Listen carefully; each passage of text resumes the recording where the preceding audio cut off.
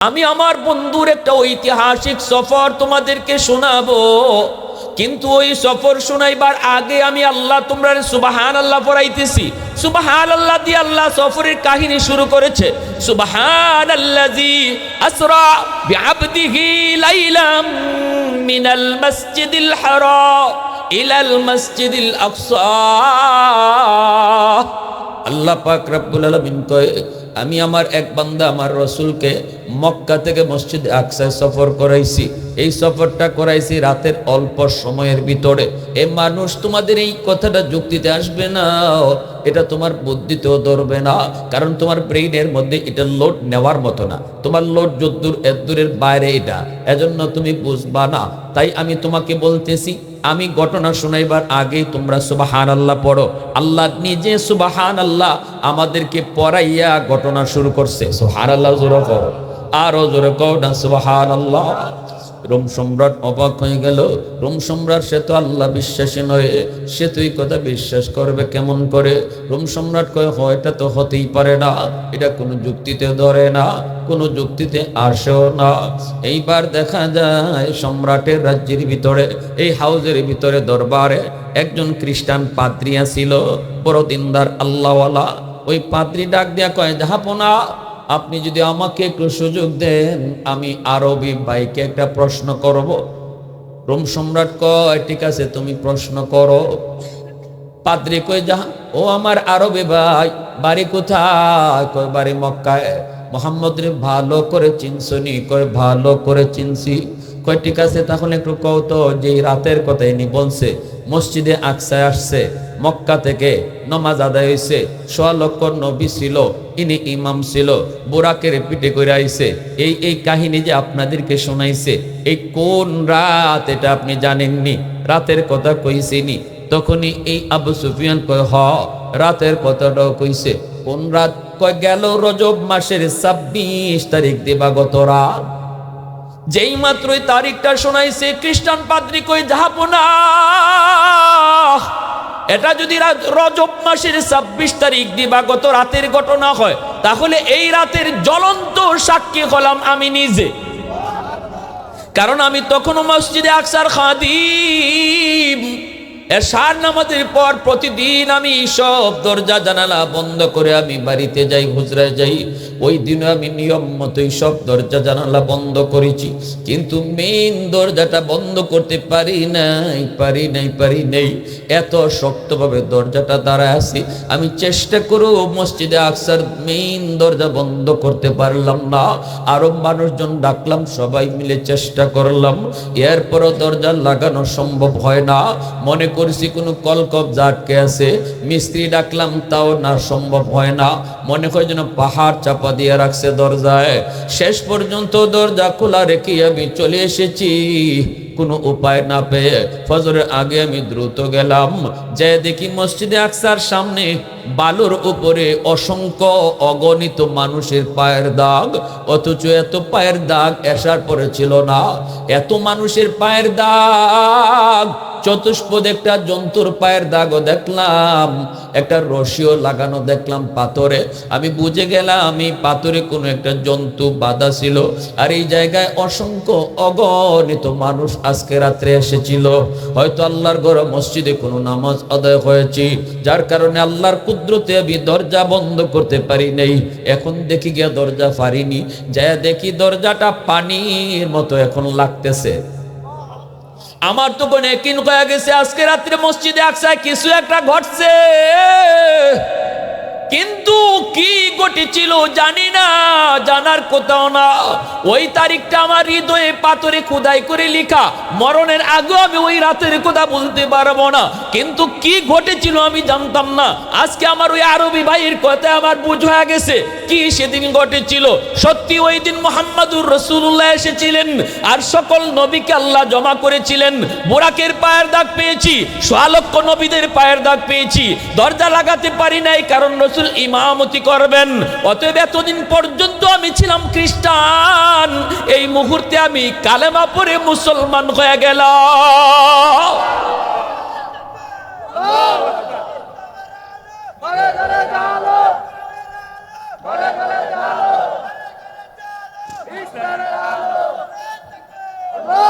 उल्फत में तेरी वाइसी ने दंदान को तोरा बू बकर उमर नक्श कदम तेरा न छोरा आयो शाक नबी वाके असरार मदीना सुल्तान का सुल्तान है सुल्तान मदीना सरकार का सरकार है सरकार मदीना गुलजार का गुलजार है गुलजार मदीना अल्लाह ने मक्का ही में ये काबा बनाया इस काबा का काबा तेरी मरकद को बनाया ऐसा लम्हा जी चले जा रहा है मदीना सुल्तान का सुल्तान है सुल्तान मदीना सरकार का सरकार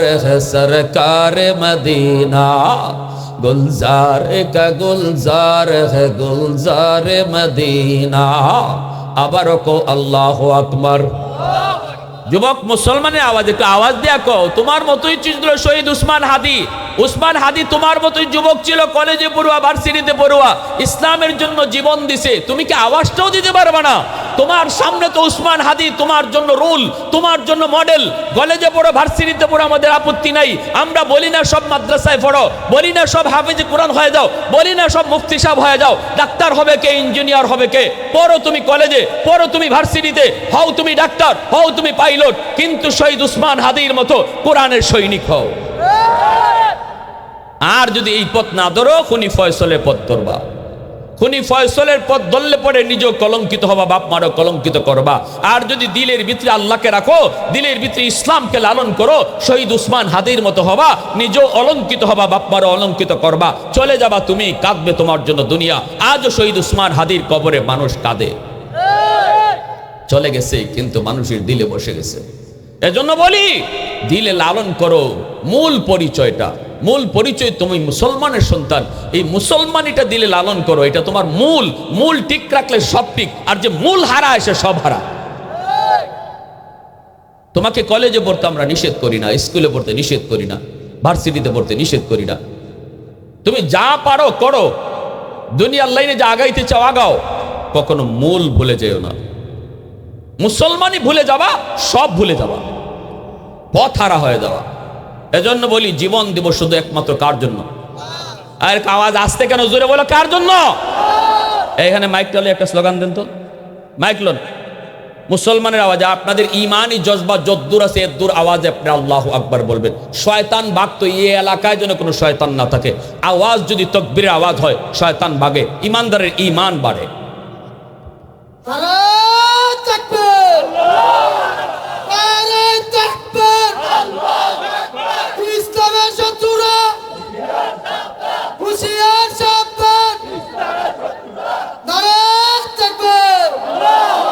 মাশাআল্লাহ মাশাআল্লাহ। আমার ভাইয়েরা, যুবকরা একটু মন দিয়ে শোনো। যুবক, তুমি আগামী দিনের বাংলাদেশের কান্ডারি, ঠিক কিনা? জোরে বলো, জোরে বলো। বাংলাদেশের যুবকরা কি পারে এটা সারা বিশ্ব দেখছে। যুব সমাজ সব সময় হকের পক্ষে থাকে, যুব সমাজ সব সময় সত্যের পক্ষে থাকে, যুব সমাজ সব সময় ন্যায় বুঝে, ন্যায়ের পক্ষেও থাকে। এজন্য আমার রসুল যখন মক্কায় কালেমার দাওয়াত দেন তখন আবু জাহেল রসুলের বিরোধিতা করেছে, উতবা রসুলের বিরোধিতা করেছে, এমনি সাহেবা রসুলের বিরোধিতা করেছে, কিন্তু রসুলের পক্ষে তখন দাঁড়িয়েছে মক্কার যুব সমাজ। যেমন যুবক হযরত ওমর, যেমন যুবক হযরত আবু বকর, যেমন যুবক হযরত বেলাল, যেমন যুবক যায়েদ ইবনে হারেসা, ওই যুবকগুলি রসুলের ডানে বামে সামনে পিছনে থেকে রসুলকে সাহায্য করেছে। ইসলাম এত দূর পর্যন্ত আসার পিছনে সবচেয়ে বেশি অবদান মুসলিম যুব সমাজের। এজন্য নিজের একটু চিনো, আগে একটু চিনো তুমি কে, তুমি, তোমার দাম কত, তোমার মূল্য কত, তুমি আল্লাহর কাছে কত দাবি। এজন্য আল্লাহ রসুলকে একজন যুবক যত তাড়াতাড়ি আল্লাহর ওলি হতে পারে আর কেউ এত তাড়াতাড়ি ওলি হতে পারে না। যুবক যৌবনে যদি খালি আল্লাহর কদমে সেজদা দেয়, হাজার বৃদ্ধ মানুষের সেজদা যদি এক পাল্লায় রাখা হয়, যুবকের সেজদা যদি এক পাল্লায় রাখা হয়, যুবকের সেজদার পাল্লা ভারী হয়ে যায়। লা ওয়ারআ কাল কাফি আও কামা ক্বালা নবী আলাইহিস সালাম। বাংলাদেশের বিভিন্ন দেশ থেকে দেশান্তর, বিভিন্ন নদী থেকে বন্দর ঘুরতেছে আপনাদের দোয়ায়, দেখতেছি যুবকদের ঢেউ, যুবকদের ইসলামের পক্ষে, দ্বীনের পক্ষে স্রোতের মতো ঢেউ আসতেছে। যত জায়গায় যাচ্ছি তত জায়গায় যুবকদের ভালোবাসায় সিক্ত। এটা অত্যন্ত ভালো লক্ষণ, ঠিক কিনা জোরে বলো। আল্লাহ তুমি কবুল করো, সবাই বলেন আমিন। এক শহীদ উসমান হাদি বাংলাদেশের প্রতিটা যুবকের কলিজা নাড়ায় দেয়া গেছে, কলিজা নাড়ায় দেয়া গেছে এক হাদি। এরপরেও যদি তুমি পথে না আসো তুমি কপাল ফুরা। হাদি দেখায় গেছে মরেও কিভাবে অমর হওয়া যায়, হাদি দেখায় গেছে কিভাবে কলেজ ভার্সিটিতে পড়েও আল্লাহকে খুশি রাখা যায়, দেখায় গেছে, তোমাকে শিখায় গেছে। শিক্ষা না নিতে পারলে এটা তোমার ব্যর্থতা, এটা তোমার কপাল ফোড়া। আল্লাহ আমাদেরকে সহি বুঝ দান করো, সবাই বলে আমিন। ভাইয়েরা বন্ধুরা, আল্লাহর নবী, রহমতের নবী আল্লাহর কাছে চলে গেলেন। আল্লাহ পাকের সাথে কথা হলো, বন্ধু বন্ধুর সাথে কথা কয়। এরপরে আল্লাহর রসুল বলে, মালিক আমি তো তোমার সাথে কথা বললাম, মেরাজ হলো, কিন্তু আমার উম্মত কেমনে কথা বলবো, উম্মতের সাথে কেমনে তোমার মেরাজ হইব? আল্লাহ একটু কও, আমার উম্মত তোমার সাথে কেমনে মেরাজ করব? তখনই আল্লাহ পাক বলতেছে, বন্ধু আমি জানি তুমি আমার কাছে আইসো, উম্মতের কথা তুমি ভুলবে না, কারণ তুমি উম্মতের কান্ডারি নবী, উম্মতের মায়াবী নবী। এই উম্মতের কথা তুমি আমার কাছে আসো বলবে না। অথচ বন্ধু বন্ধুর বাড়িতে যখন যায় তখন আর কারো কথা মনে রাখে না। এ বন্ধু জানি তুমি উম্মতের কথা বলবে, এজন্য তোমার উম্মতের জন্য মেরাজের ব্যবস্থা করছি। আল্লাহ রসুল মালিক একটু জানতে মন চায়। আল্লাহ পাক কয়, জানায় দিও তোমার উম্মতরে 50 ওয়াক্ত নামাজ আমি আল্লাহ তাদের জন্য দৈনিক ধার্য করেছি। এই নামাজের ভিতরে তোমার উম্মতের লগে আমার মেরাজ হইব, নামাজের ভিতরে আমি তার সাথে কথা বলবো, নামাজের ভিতরে তার সাথে আমার কথা হইব। রসুল তো বড় খুশি। এজন্য নবীজি বলেন, আসসালাতু মিরাজুল মুমিনিন, নামাজি নামাজে দ্বারা আল্লাহর সাথে মেরাজ করে, আল্লাহর সাথে মেরাজ করে। রসুল তো বড় খুশি। 50 ওয়াক্ত নামাজ রসুল চলে আসতেছেন, কিন্তু আল্লাহ পাকের তো মন মানে না। আল্লাহর তো মন চায়, বন্ধুরে আরো কিছু দেখবো, আরো কিছু সময় আল্লাহ কথা বলবো। কারণ আমার নবী শুধু আল্লাহর আশিক না, আল্লাহ পাকের আশিক সবাই, সকল নবী আল্লাহর আশিক। আল্লাহ হলেন মাশুক, কিন্তু আল্লাহ নিজে আমার নবীর আশিক, নবী হলেন আল্লাহর মাশুক। আল্লাহু আকবার, জোরে কও, আর একটু জোরে কও না, আল্লাহু আকবার। এজন্য আল্লাহ অ্যাডভান্স মেসেজ পাঠায় দিছে, মুসা তোমার পাশ দিয়ে আমার বন্ধু যাবে, যেতে তো মন চায় না, যেতে দিতে মন চায় না। এ মুসা আমার দুস্তর লগে আমি আরো কিছু কথা কইমু, আরো কিছু দেখমু, বুঝায় শুনায় ফিরত পাঠায় দিও। মুসা নবী কই, নবী গো এত খুশি কেন? আল্লাহ কি দিল? আমার উম্মতের জন্য নামাজ দিছে, নামাজ মেরাজ। এই কথা কইতে মুসা নবী কয় রাকাত, কয় ওয়াক্ত দিল? 50 ওয়াক্ত। মুসা নবী কয়, ইন্না লিল্লাহ হুজুর, দিন 50 ওয়াক্ত নামাজ আপনার উম্মত পড়ব কেমনে? আপনি তো খুশির চুটে হুশ হারাই লইছেন, ঠিক না? খুশি চুটে আপনি হুশ হারাই ফেলছেন। দিন 50 ওয়াক্ত কেমনে পড়ব গো নবী? একটু হুশ আসেনি, তাড়াতাড়ি আপনি যে কমায় আনেন। রসুল কয়, হ আমি তো এটা খেয়াল করছি না। খাইব কখন, ঘুমাইব কখন, ব্যবসা করব কখন? আমার উম্মত হায়াত পাবে গড়ে মাত্র 60 বছর, কিন্তু এইটুকু সময়ের ভিতরে দিন সারা দিন যদি তার নামাজে যায়, বউ ফালবো কেমনে, বাচ্চা কাচ্চারে খাওয়াইব কি? রসুল আবার চলে গেলেন আল্লাহর কাছে। আসা মাত্রই আল্লাহ পাক কুদরতি মুস্কি হাসি দিয়া কয়, দোস্ত কেন আসছো? রসুল কয়, মালিক বেশি হয়ে গেছে, কমায় দাও। আল্লাহ কয়, দোস্ত নেও, 5 ওয়াক্ত কমাইলাম। কয়েক রইছে, কয়েক 45 ওয়াক্ত লিয়া রসুল যখন আসতে যায়, আবার আল্লাহ কয়, মুসা আমার বন্ধু জায়গা তো। সুবহানাল্লাহ। আমি আল্লাহর তো যেতে দিতে মন চায় না, আরো বন্ধুরে দেখবো, ফিরত পাঠিয়ে দিও। মুসা নবী কয়, নবী গো 45 ওয়াক্ত অনেক বেশি, আরো কমান। নবী কয়, হ্যাঁ মনে হইতেছি বেশি। তো আল্লাহর নবী আবার আসলেন। আল্লাহ কয়, দোস্ত কেন আসছ? রসুল কয়, মালিক বেশি। আল্লাহ আবারও কুদরতি মুস্কি হাসি দিয়ে কয় নেও আরো 5 ওয়াক্ত কমায়া দিলাম। রইল কয় ওয়াক্ত?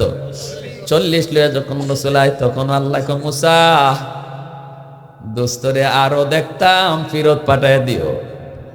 মুসা নবী কয় নবী গো 40ও বেশি, আপনি জান আরো কমান। এইভাবে মুসা নবীর কাছে আয় আর আল্লাহ ফিরত নেওয়ায়, রসুল আয় আর আল্লাহ নেওয়ায়। এইভাবে রসুল 9 বার আপ ডাউন করলেন। 9 বারে 5 করে আল্লাহ 45 ওয়াক্ত কমাইলেন। রইল আর 5 ওয়াক্ত। আমার কথা হলো আল্লাহ পাক একবারই তো 45 ওয়াক্ত কমাইতে পারতেন। 5 করে কেন কমাইলেন? কারণ হলো এই কম কম করে কমানোর কারণে আল্লাহ 9 বার বন্ধুরে দেখছে আর কথা কইছে। সুবহানাল্লাহ, জোরে খাও না মিয়া, আরো জোরে খাও না। ওয়াল্লাইলু মেঘে জুলফে মুহাম্মদ কে তারান্নুম, ওয়াল্লাইলু মেঘে জুলফে মুহাম্মদ কে তারান্নুম, والشمس में रुखसारा अहमद का तरन्नुम, वल्फजर में है सुबह रिसालत की बिशारत, वल्असर में है दौर नबूवत की बिशारत, हर फूल में है रूय मदीना का तबस्सुम, शाखों की लचक में बेक़दा का तकल्लुम। आवाज देखो अल्लाहु अकबर।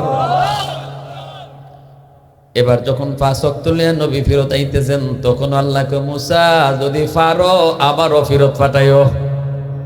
নবী কয় নবী গো 5 ওয়াক্ত বেশি আরো কমান। রসুল কয় মাফ চাই। রসুল কি কয় আর যাইবো না। মুসা নবী কয় কেন? কয় যতবার গেছি অতবারই আল্লাহ 5 করে কমাইছে, এখন রইছি 5। এখনো যদি আল্লাহকে যায় কই আল্লাহ আরো কমাও, তখন আল্লাহ যদি আগের তালে তালে 5 কমাইলে থাকে না। অতএব না যা হইছে হইছে 5 দুই আমি খুশি। মুসা নবী কয় নবী গো আমি আপনারে পাঠাইতেছি না, খবর পাইছি। আল্লাহু আকবার জোরে কও। খালি আপনারে ফিরত আল্লাহ দিত না জান, তবে একটু বুদ্ধি শিখায় দেই। এখন গেলে পরে আল্লাহ যদি জিগায় নবী কেন আইছো, আপনি কইেন আল্লাহ আমি 9 বার আইছি, আমি কইছি কেন আইছি। এখন আমি কইতাম না, তুমি কও কেন আইছি। সুবহানাল্লাহ জোরে কও। তুমি কও কেন আইছি। নবী গো আপনি এখন কমান বাড়ান কিছু কইেন না, আল্লাহর উপরে ছাইরে দিয়েন। সুবহানাল্লাহ জোরে কও। আল্লাহ কই দোস্ত আবার কেন আইছো? নবী মুস্কি হাসি দিয়ে কয় মালিক আমি কইতাম না, তুমি কও কেন? কারণ অন্তরের খবর তো তুমি জানো, ঠিক না? অন্তরের খবর জানেন শুধুমাত্র কে? জোরে কর। নাকি দয়াল বাবা, হ্যাঁ কিবলা বাবা, খাজা বাবা, জটাশা, বদনাশা, কোনো বাবাই মনের খবর জানে না। মনের খবর জানেন শুধুমাত্র কে?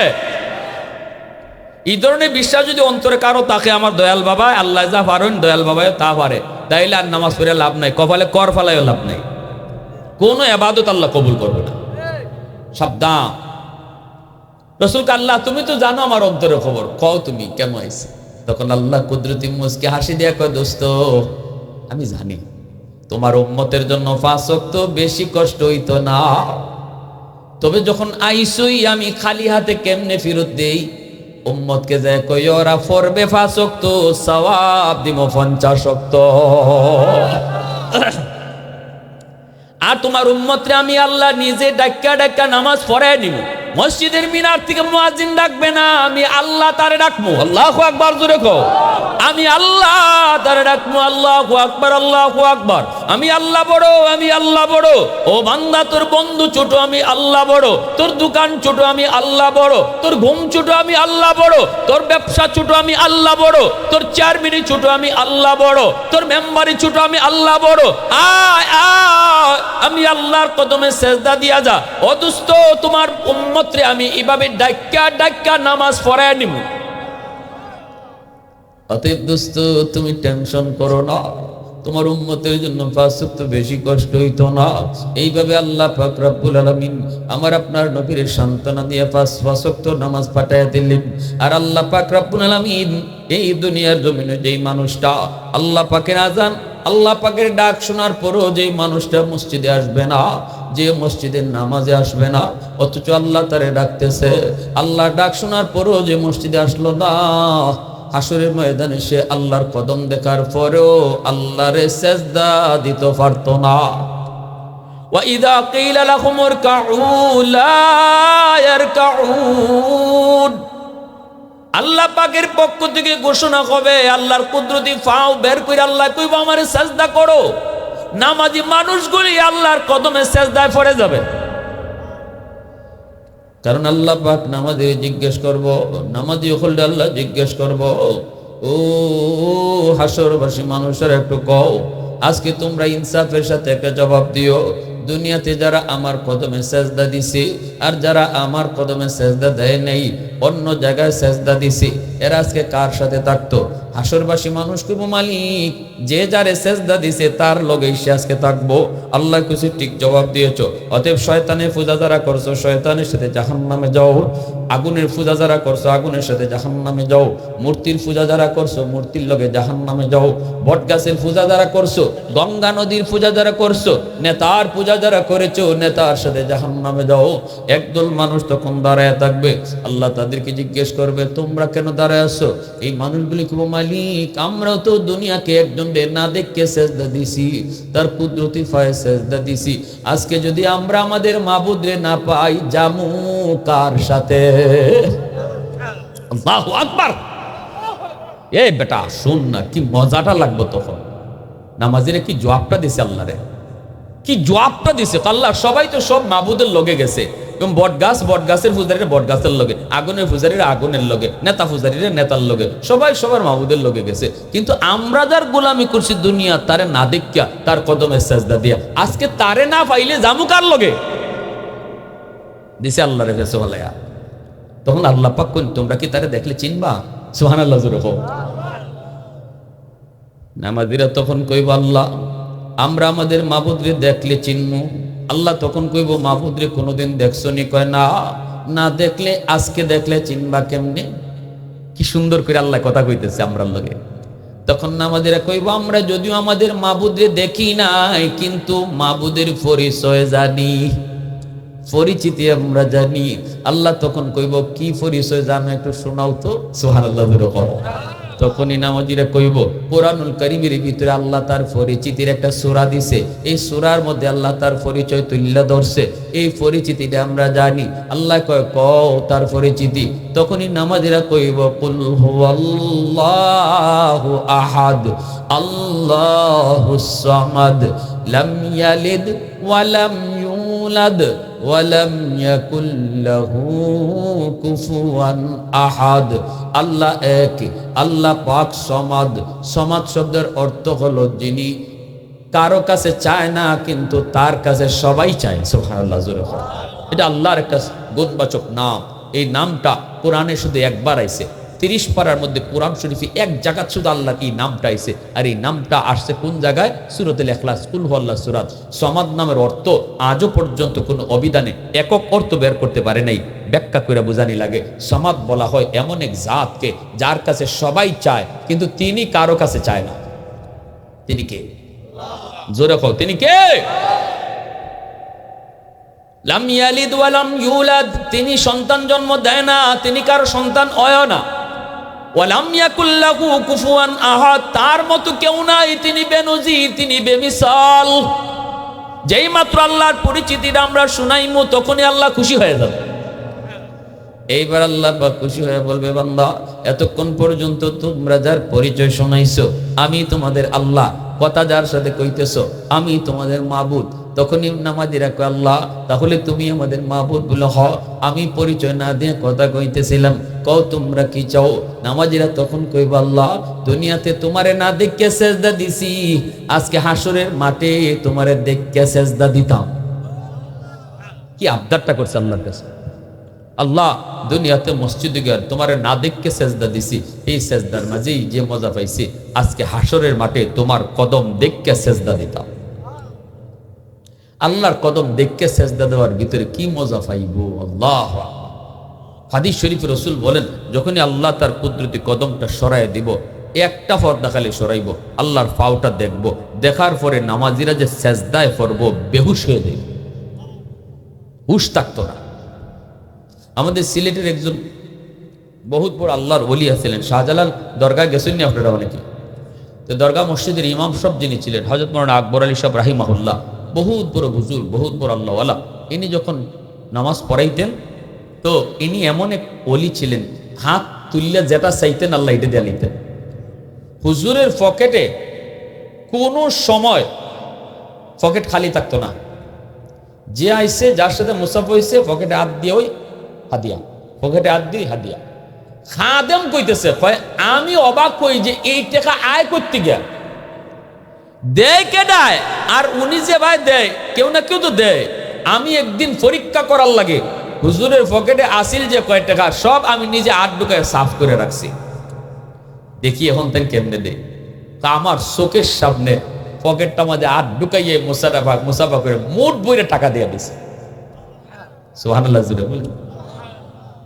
খাদেম কসম খুদার আমি নিজে পরিষ্কার করে রাখছি, পকেটে এক টাকাও নাই, পকেটে এক টাকাও নাই, এই দুই সাইড পকেটে। কিন্তু দুইও পকেটে হাত ঢুকায় উনি মোট বইরা বইরা মানুষে দান করত। সুবহানাল্লাহ, এত বড় বুজুর্গ। ইনি রুকু থেকে সোজা হইয়া না দাঁড়াইয়া সেজদাত দান, এটা কারো নজরে না পড়লেও একজন আল্লাহর ওলির নজরে পড়ছে। ইনিও আল্লাহর আরেক বড় ওলি, কুতবুল আলম শাইখুল ইসলাম হুসাইন আহমদ মাদানী রহমতুল্লাহ আলাইহি, বহুত বড় একজন খলিফা। আমার ওস্তাদ সিলেট হযরত মাওলানা শেখ আমিনউদ্দিন রাহিমাহুল্লাহ, শেখে কাতিয়া হিসেবে মানুষে জানতো।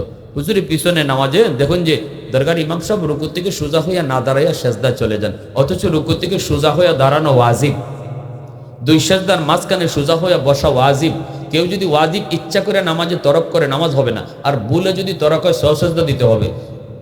ভালো করে মনে রাখবেন, আপনি নামাজ পড়তেছেন, অনেকেই আমরা মসজিদে দুই সেজদা দেওয়ার সময় কোমর সোজা করে বসি না, মাথাটা তুললেই আবার সেজদা যায়।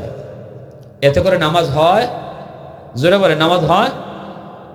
যদি আপনি দেখেন মসজিদে কেউ এমন করছে, ভুল ধরেন না, আপনি ভুল ধরতে যাবেন না। আপনি ভুল ধরতে গেলে মসজিদে কিলাকিলি হওয়ার সম্ভাবনা আছে। কারণ আমরা জাতে বাঙালি, আমরা ভুল মানতে রাজি না, আমরা ভুল মানতে রাজি না। কিলাকিলি হইতে পারে, ঘুষাঘুষি হইতে পারে। আপনি খালি কইবেন ভাই আপনার তো এইভাবে নামাজ পড়ছেন, নামাজ হয় না। কইব নামাজি কাউরার ঘরে নামাজি কাউরা, তোর বাপেরই নামাজ পড়ছি, তুই কয়দিন ধরে নামাজ শিখছ, নামাজি হইছ কয়দিন যাব, তোর বাপের নাম কি, তোর দাদার নাম কি, 14 গোষ্ঠী লই ওষুধ বাপরে। এটা এজন্য এই কথা কইবেন না। এক লোকে মসজিদে নামাজও খারাইয়া মোবাইল আইছে, পকেট থেকে মোবাইল বাইক করে নামাজও তাই কি কয়, আমি নামাজও আসি পরে কথা কো, নামাজ হইছে নি? জোরে খাও, নামাজ হইছে? আর একজন বাবা এইভাবে যে নামাজের ভিতরে মোবাইলে কথা কইছো, নামাজ তো হইছে না। দোত মিয়া 40 বছর ধরে নামাজ ইবাই পড়তেছি, আজ পর্যন্ত কোনো বাপের বেটা আমার ভুল ধরতে পারছে না। তুমি একটু বুঝি হুজুরের কাছে, চলেন হুজুরের কাছে যাই। যদি আপনি আনতে পারেন তে আনলেন, নতুবা নিজে ফোন নীতি করতে যায়েন না, নাইলে ঘুষাঘুষি হবো। যখন দরগার ইমাম সাহেব রুকু থেকে সোজা হয়ে দাঁড়ালেন না, খাতিয়ার সাহেব রাহিমাহুল্লাহ ইনি দেখিয়া হুজরার ভিতরে হামাইছেন, নামাজ শেষ হয়েছে পরে, হযরত আপনি এটা কি করলেন? আপনি তো রুকু থেকে সোজা হয়ে না দাঁড়িয়ে সেজদা চলে গেলেন। তিনি কই না দিলে এটা কি করেন? আমি এমন করি বলে, জি আল্লাহ মাফ করো। খাতিয়ার সাহেব বলতেছে আল্লাহ তো মাফ করবোই, কিন্তু আপনি এমন করেন কেন? আপনি কি মাসালা জানেন না? তখন ইনি বলতেছে, হযরত আমি যে কোন জায়গায় খাড়ায় রয়েছি আমার হুঁশ থাকে না। মানে কেনে? কয় আমি যখন সেজদার জায়গা তাকাই তখন দেখি আমার আল্লাহর কুদরতি ফাও দেখা যায়। সুবহান, সেজদার জায়গায় আমি আল্লাহর কুদরতি ফাও দেখি আমি হুঁশ রাখতে পারি না, আমি কোথায় দাঁড়ানো আছি, কদ্দুর উঠছি, কদ্দুর খাড়ায় রয়েছি। এজন্য বেহুশ হয়ে আমি সেজদায় তাড়াতাড়ি চলে যাই আল্লাহর কদমে সেজদা দেওয়ার জন্য। এজন্য রে যুবক, দুনিয়াতে নামাজ যদি পড়ো আল্লাহর কদম দিকে, তুমি নিজের চোখে আল্লাহর কদম দিকে সেজদা দিতে পারবা। কিন্তু যদি দুনিয়াতে নামাজ না পড়ো, ওই মানুষগুলির সাথে তুমিও সেজদা দিতে চাইবা হাসরের মাঠে, কিন্তু পিঠ বাঁকা হবে না। মেরুদণ্ডের হাড্ডি লোহার মতো শক্ত হয়ে দাঁড়ায় থাকবে, বিন্দু পরিমাণ পিঠ বাঁকা হয় না। চোখের পানির বদলে রক্ত ঝরবে। আল্লাহ জিজ্ঞেস করবে, বান্দা কি হয়েছে তোর, কাঁদো কেন? কইব মালিক তোমারে সেজদা দিতে পারি না। আল্লাহ পাক কইব কেন? কই পিঠ বাঁকা হয় না। তখনই আল্লাহ পাক বলবে, বান্দা দুনিয়াতে তুই পিঠ বাঁকা করছিলি নি, দুনিয়াতে তুই আমার সেজদা দিছিলি নি? দুনিয়ায় যদি নামাজ পড়তি মসজিদের মিনার থেকে আমি আল্লাহ তোরে কত ডাকছি, এরপরে তোর বন্ধুর কাছ থেকে তোরে মসজিদে আনতে পারলাম না, খেলার আসর থেকে তোরে মসজিদে আনতে পারলাম না, তোর ঘুম ভাঙাইতে পারলাম না। আমি আল্লাহ তোরে 5 বার দিনও ডাকছি, তুই আমার ডাকে সাড়া দেস নাই। ওই দিন যদি তুই মসজিদে আয়া নামাজ পড়তি, ফিট বাঁকা করতি, দুনিয়ায় অভ্যাস থাকতো, আজকে হাসরের মাঠেও তোর ফিট বাঁকা হইতো। অতএব আজকে কান্না করে লাভ নাই। খুযুহু ফাগুল্লুহু সুম্মাল জাহিমা সাল্লু সুম্মা ফি সিলসিলাতিন যারউহা ৭০ যিরাআন ফাসলুকু। আল্লাহ কইব, ওরে ধরো, ৭০ গজ জিঞ্জির দিয়া বাঁধো, জাহান্নামে নিক্ষেপ করো। এজন্য বলি যুবক, হাতে ধরে বলি, পায়ে ধরে বলি যুবক, শহীদ উসমান হাদি ভার্সিটিতে পইরাও যদি নামাজ বলতে না পারলো, তুমি কেন নামাজ ভুইলা গেছো? তোমারে কে নামাজ থেকে ভুলাইয়া দিল?